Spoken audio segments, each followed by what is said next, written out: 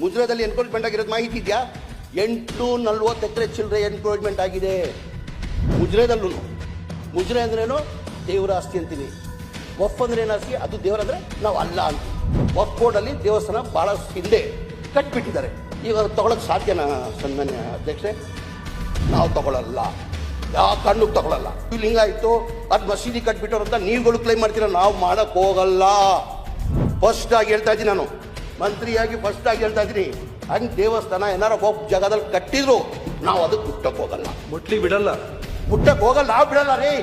ನೀವೇನ್ ಮಾಡೋದು? ನಾವು ಬಿಡಲ್ಲ, ನಾವು ಬಿಡಲ್ಲ ರೀ. ಆಸ್ಕೆ ಮಾಡಕ್ಕೆ ಭಾಷಣ ಮಾಡಬೇಡಿ. ಹೆಚ್ಚಿನ ನೋಟಿಸ್ ಯಾರ ಕಾಲದಲ್ಲಿ ಹೋಗಿರೋದು? ಬಿಜೆಪಿ ಕಾಲದಲ್ಲಿ ಇರ್ತಾನೆ. ನಾನು ಪದ್ಧತಿ ಶುರು ಮಾಡ್ತಾ, ಅದು ನಾನು ಶುರು ಮಾಡಿದ ಪದ್ಧತಿನ ನಾನು ಸಮಯ ತಾವು ಹೇಳ್ಬೇಕಾಗ್ತದೆ. ನಾನು ಪದ್ಧತಿ ಮಾಡಿದ ಆವತ್ತಿಂದ ಬರ್ತಾ ಇರೋದು. ಉಮಾಶ್ರೀ ಅವ್ರು ಮಾತಾಡಿದ್ದಾರೆ, ನಮ್ಮ ಹರಿಪ್ರಸಾದ್ ಸಾಹೇಬ್ರು ಮಾತಾಡಿದ್ದಾರೆ, ನಸೀರ್ ಸಾಹೇಬ್ರು ಮಾತಾಡಿದ್ದಾರೆ. ನಾನು ರಿಪೀಟ್ ಮಾಡಕ್ಕೆ ಹೋಗಲ್ಲ. ಟೋಟಲ್ ವಫ್ ಆಸ್ತಿ ಇರೋದು ಟೋಟಲ್ 1,27,000 ಚಿಲ್ಲರೆ ವಫ್ ಆಸ್ತಿ ಇರೋದು. ಈ ವಫ್ ಆಸ್ತಿ 1,20,000 ಯಾವ ಸರ್ಕಾರ ಕೊಟ್ಟಿಲ್ಲ. ಇದು ಯಾರೋ ದಾನಿಗಳು ದಾನ ಮಾಡಿ. ಭಾಳಷ್ಟು ಜನಗಳ ತಲೆಯಲ್ಲಿ ಏನಿದೆ ಅಂದರೆ, ಈ ವಫ್ ಆಸ್ತಿಯನ್ನು ಸರ್ಕಾರ ಕೊಟ್ಟಿದೆಯಾ ಅಂತ ಭಾಳ ಜನಗಳು ತಲೆಯಲ್ಲಿದೆ. ಈ ವಫ್ ಆಸ್ತಿ 1 ಇಂಚು ನಮ್ಮ ಜಾಗ ವಫ್ ಆಸ್ತಿಯಲ್ಲಿ ಸರ್ಕಾರ ಕೊಟ್ಟಿಲ್ಲ. ಈ ದಾನಿಗಳು ದಾನ ಮಾಡಿರೋದು, ಈ ದಾನಿಗಳು ದಾನ ಮಾಡಿರೋದು ಜಾಗ. ಅದರಲ್ಲಿ ಟೋಟಲ್ 47,000 ಎಕರೆ ಇದರಲ್ಲಿ ಹೋಗ್ತದೆ. ಲ್ಯಾಂಡ್ ಇಮಾಮ್ ಅಬಾಲಿಷನ್ ಲ್ಯಾಂಡಲ್ಲಿ ಹೋಗ್ತದೆ, ಲ್ಯಾಂಡ್ ರಿಫಾರ್ಮಲ್ಲಿ ಹೋಗ್ತದೆ. ಆಮೇಲೆ ಸರ್ಕಾರ ಎನ್ಕ್ರೋಚ್ಮೆಂಟ್ ಮಾಡ್ಕೊಂಡು ಪ್ರೈವೇಟ್ ಪಬ್ಲಿಕ್ ಪರ್ಪಸ್ ಮಾಡ್ಕೊಂಡು ನಮ್ಮ ತಾವು ಉಳ್ಕೊಳ್ಳೋದು 20,300 ಚಿಲ್ಲರೆ ಎಕರೆ ಉಳ್ಕೊಂಡಿದೆ. ನಾನು ವಫ್ ಅದಾಲತ್ ಮಾಡೋಕ್ಕೆ ಕಾರಣ ಏನಂದರೆ, ಈ 17,000 ಎಕರೆ ಏನು ಪ್ರೈವೇಟ್ ಎನ್ಕ್ರೋಚ್ಮೆಂಟ್ ಇದೆಯಲ್ಲ, ಪ್ರೈವೇಟ್ ಎನ್ಕ್ರೋಚ್ಮೆಂಟ್ ದಯಮಾಡಿ ಕೇಳಬೇಕಿದು. ಪ್ರೈವೇಟ್ ಎನ್ಕ್ರೋಚ್ಮೆಂಟ್ ಏನು ಮಾಡ್ಕೊಂಡಿದ್ದಾರೆ, ಅವ್ರನ್ನ ಬಿಡಿಸಿ ವಫ್ ವಾಪಸ್ ತೊಗೊಳಗೆ ಯಾವ ರೈತರ ಜಾಗ ಇಲ್ಲ, ಯಾವ ದೇವಸ್ಥಾನ ಜಾಗ ತಗೊಳ್ಳೋ ನಮ್ಮ ಹಿನ್ನೆಲೆ ಇಲ್ಲ. ಇದು ಪದ್ಧತಿ. ಈ ನೋಟಿಸ್ ಕೊಡೋದು ಪದ್ಧತಿಗಳು ಇವತ್ತಿಂದ ಅಲ್ಲ ಮನೆ ಸಭಾಪತಿಗಳೇ, ಭಾಳ ವರ್ಷದಿಂದ ಬರ್ಕೊಂಡು ಬರ್ತಾ ಇರೋದು. ಇವತ್ತಿಂದಲ್ಲ, ಸ್ವಾತಂತ್ರ್ಯ ಯಾವಾಗಿಂದ ಬಂತು 1952 ಇಂದನೇ ಆ ಪದ್ಧತಿ ಬರ್ತಾ ಇದೆ. ಆವತ್ತಿನ ನೋಟಿಸ್ಗಳು ಎಲ್ಲ ಸರ್ಕಾರದಲ್ಲಿ, ಕಾಂಗ್ರೆಸ್ ಸರ್ಕಾರಲ್ಲೂ ಕೊಟ್ಟಿದ್ದಾರೆ, BJP ಸರ್ಕಾರಲ್ಲೂ ಕೊಟ್ಟಿದ್ದಾರೆ, JDS ಸರ್ಕಾರಲ್ಲೂ ಕೊಟ್ಟಿದ್ದಾರೆ. ನಾನು ಸಣ್ಣ ತಮಗೆ ಒಂದು ಮಾಹಿತಿಯನ್ನು ಕೊಡೋಕ್ಕೆ ಬಯಸ್ತಾ ಇದ್ದೀನಿ. ಈಗ BJP ಸರ್ಕಾರ 2008ಇಂದ ಹಿಡ್ಕೊಂಡು 2013ವರೆಗೂ BJP ಸರ್ಕಾರ ಇತ್ತು. ಅವರು 1,100 ನೋಟಿಸ್ ಕೊಟ್ಟು ಖಾತಾಗಳು ಮಾಡಿದ್ದಾರೆ. ಎಷ್ಟು?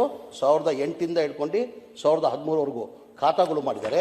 ಅದಾದಮೇಲೆ 2019ಇಂದ ಹಿಡ್ಕೊಂಡು 2020ವರೆಗೂ 4,566 ನೋಟಿಸ್ಗಳು ಸರ್ವ್ ಮಾಡಿ ಖಾತಾಗಳು ಮಾಡಿದ್ದಾರೆ.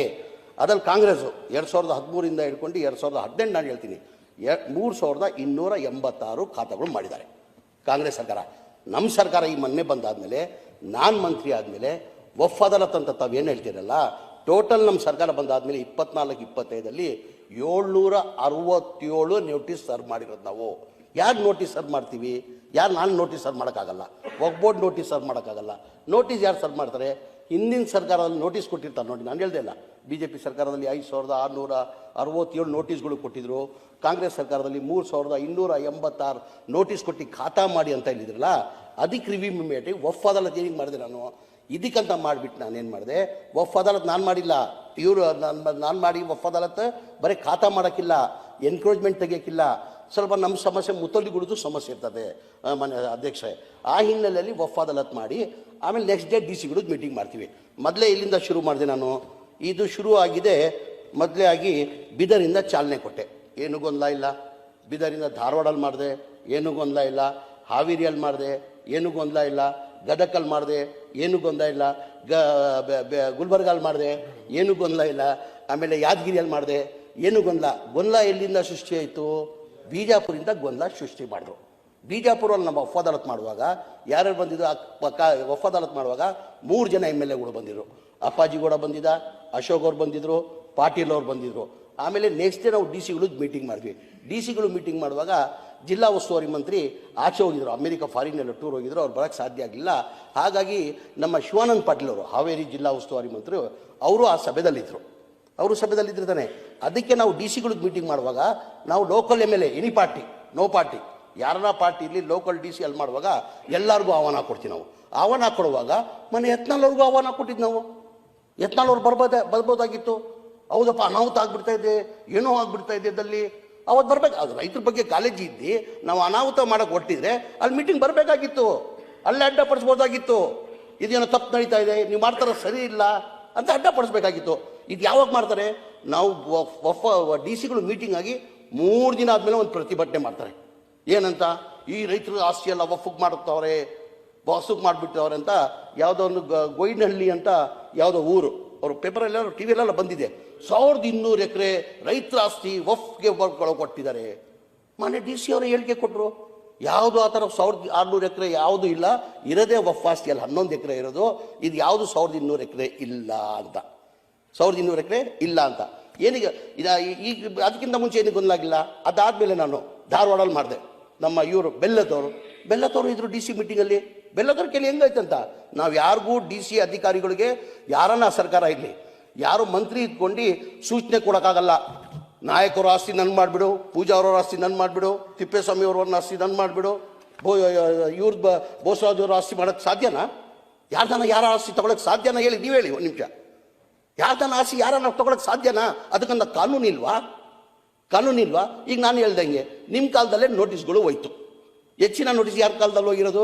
BJP ಕಾಲದಲ್ಲಿ ಇರ್ತಾನೆ. ನಾನು ಪದ್ಧತಿ ಶುರು ಮಾಡ್ದೆ, ಅದು ನಾನು ಶುರು ಮಾಡಿದ ಪದ್ಧತಿನ ನನ್ನ ಸಮಯ ತಾವು ಹೇಳ್ಬೇಕಾಗ್ತದೆ.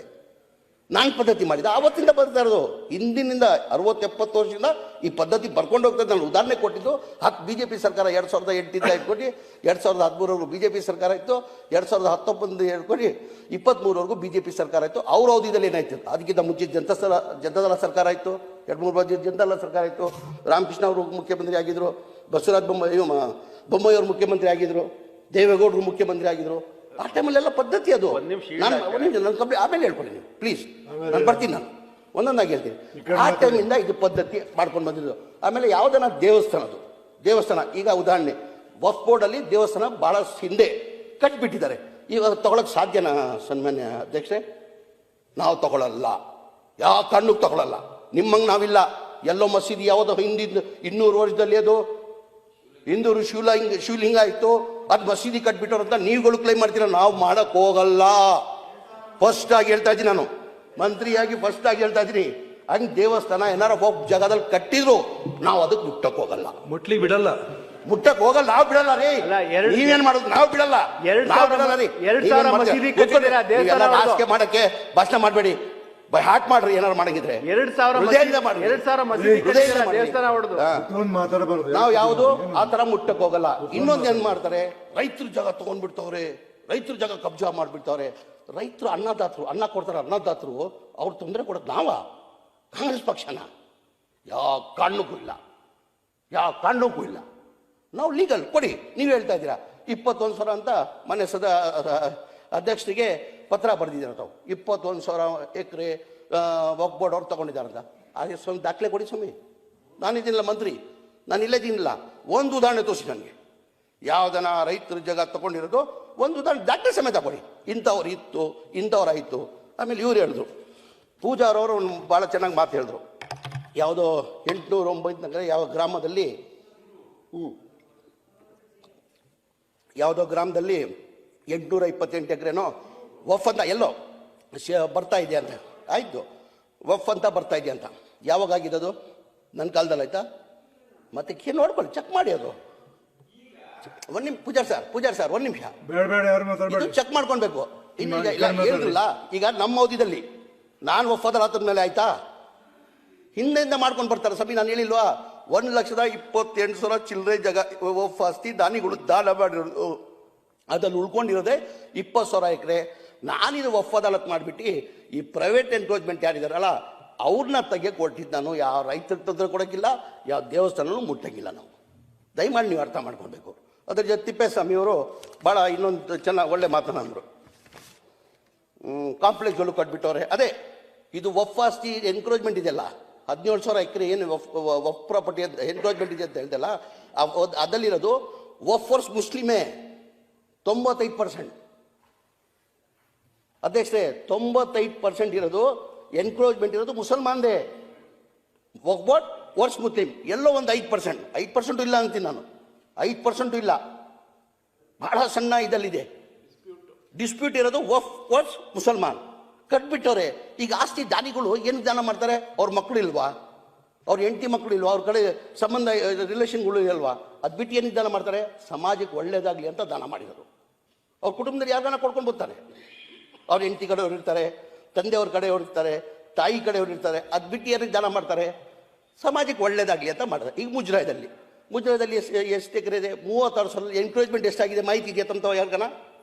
ಇಷ್ಟೆಲ್ಲ ಮಾತಾಡ್ತಿರಲ್ಲ. ಮುಜರಾಯದಲ್ಲಿ ಎನ್ಕ್ರೋಚ್ಮೆಂಟ್ ಆಗಿರೋದು ಮಾಹಿತಿ ಇದೆಯಾ? 840 ಎಕರೆ ಚಿಲ್ಲರೆ ಎನ್ಕ್ರೋಚ್ಮೆಂಟ್ ಆಗಿದೆ ಮುಜರಾಯದಲ್ಲೂ. ಮುಜರಾಯ್ ಅಂದ್ರೇನು? ದೇವರ ಆಸ್ತಿ ಅಂತೀವಿ. ವಫ್ ಅಂದ್ರೆ ಏನು ಆಸ್ತಿ? ಅದು ದೇವರಂದ್ರೆ ನಾವು ಅಲ್ಲ ಅಂತೀವಿ. ಯಾರ ಆಸ್ತಿ ಅದು? ಮುಜರಾಯ್ಗೆ ಏನಂತೀವಿ ನಾವು? ದೇವರ ಆಸ್ತಿ ಅಂತೀವಲ್ಲ. ಅದು ದಾನ ಮಾಡಿರೋ ದಾನಿಗಳು. ಮುಜರಾಯ್ ಅಂದರೆ ದೇವರ ಆಸ್ತಿ ಅಂತೀವಿ, ನಾವು ಅಲ್ಲನ್ನ ಆಸ್ತಿ ಅಂತೀವಿ. ಎರಡೂ ಒಂದೇ ತಾನೆ. ಈ ಥರ ದಾನಿಗಳು ದಾನ ಮಾಡಿರೋದು. ಆ ಹಿನ್ನೆಲೆಯಲ್ಲಿ ನಾನು ವಫ್ ಅದಾಲತ್ ಮಾಡಿರೋದು. ಅದು ಬಿಟ್ಟು ಬೇರೆ ನಾನು ಇದ್ದಿಲ್ಲ. ಆಮೇಲೆ ನಿಮ್ಮ ಕಾಲದಲ್ಲಿ ಹೇಳಿದ್ದೀನಿ ನಾನು.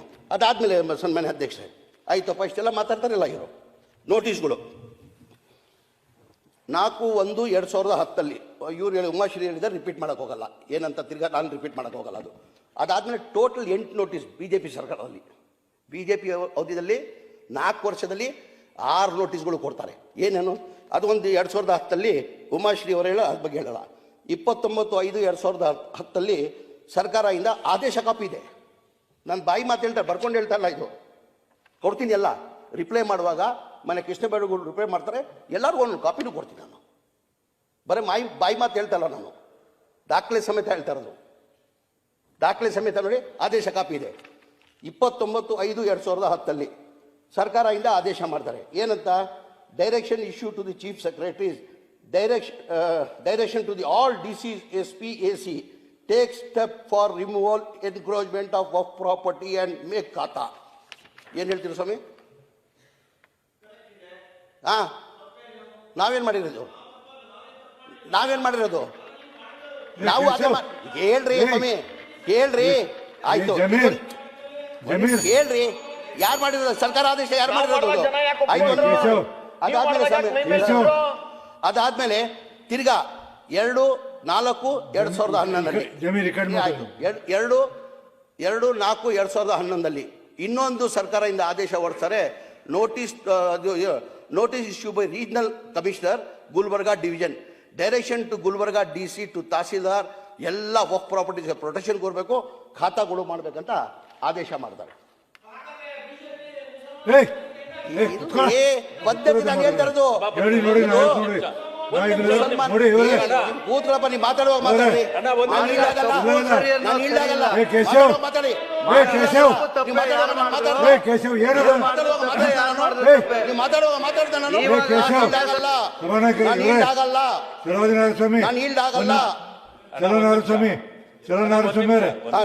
ವಿರೋಧ ಪಕ್ಷ ನಾಯಕರ 1 ನಿಮಿಷ ಆಯ್ತು.